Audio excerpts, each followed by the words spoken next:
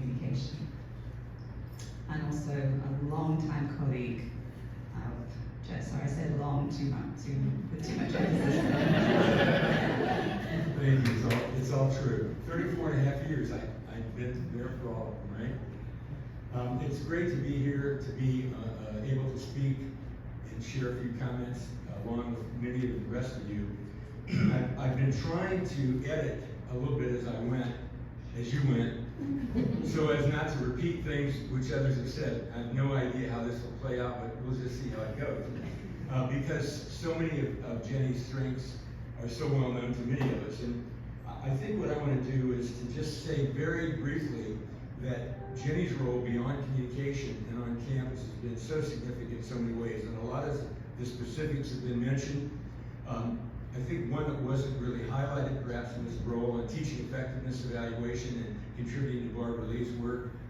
Another that does relate to 101 is that you became the mentor for someone named Dennis Hamilton. You might remember Dennis, who in Rutgers Business School, who had not ever taught a large course and was assigned to do it, and now teaches thousands of students every year, following the model that Jenny provided for him. And you spent a lot of time with him, and he's still talking about how much he appreciated that. And he gets as good a rating as you do, so you must have done a really good job with him.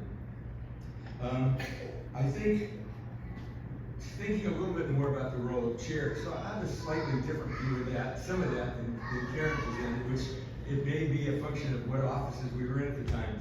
But there were some challenging times I remember that you had. You were smiling in acknowledgement. But I thought that you actually benefited and in some ways actually rose to all those challenges with gusto and with good insight. And there were some. I mean, I remember disciplinary identity discussions. I remember many personnel discussions that had to be worked through. I think there was even an occasional tension with the dean's office, as hard as that may be to comprehend, but I think there were some of those.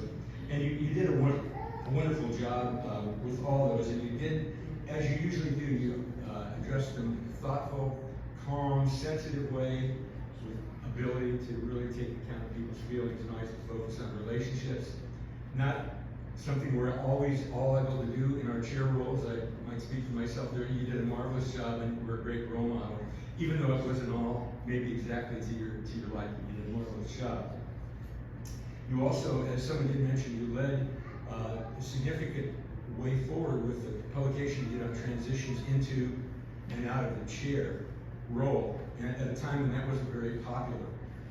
And you linked it all to communication, and actually, as I thought about it, that was really a trigger for my own work subsequently that really links leadership with communication. So you had a huge impact on me in that way as well.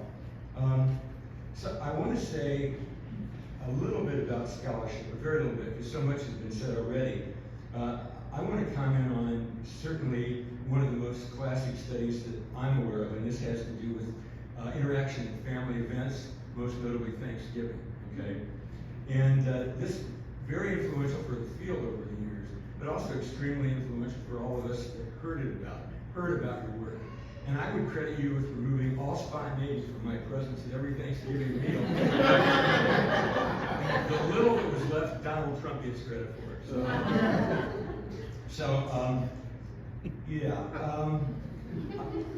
I also want to say, and in somewhat in jest, that we've already heard a little bit about brilliant, the different definitions of brilliance. And you certainly were the leader of the British invasion school, right?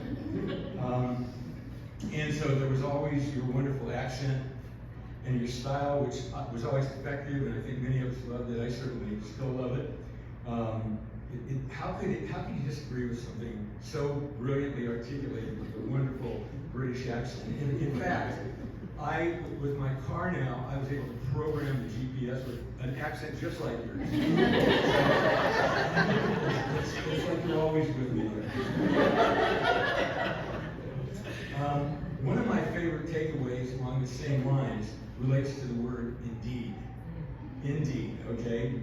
From the earliest interactions with Jenny, and particularly your role as chair, I became very well aware of the wonders of the word indeed, which I think has a much richer capability in England than it possibly did here, but we have appropriated a lot of that.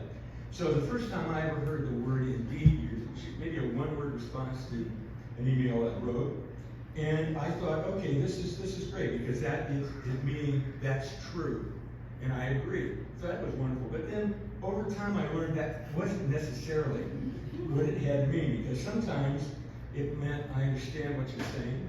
Other times I really don't want to comment on what you said. Other times I think it meant I need something innocuous to say so as not to create a current record of what my thoughts are about this particular topic. And more often, and occasionally, but never with me, it might have meant it's amazing that you would say such a thing. So, you think about it here, you got to take your choice about what indeed meant. And it was like the ultimate linguistic Rashomon, I thought. I've come to appreciate that. And certainly a wonderful rhetorical device.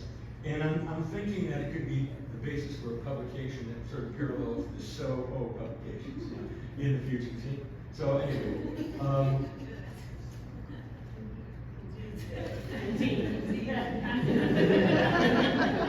there's, if you want to come out of retirement to work on it. What I'm going to close with is a recollection I have of one of the favorite adages that you shared with me. It's an adage that someone else commented on, but I have a little different recollection of it, and I'm beginning to think it's the British way. You have different versions of things for different purposes. And this is the notion about who studies communication. We've talked about that a lot, and my recollection of that, the version that I recall, was some people study communication because they like it, but they're not so good at it. Others study it and engage in it because they're really good at it. And what I want to say as a closing comment is one I think you can all identify with here. No one who ever worked with you and had the benefit of engaging with you ever had any question about which one of those you epitomized. And we really do miss your work, and we wish you all the best in the future.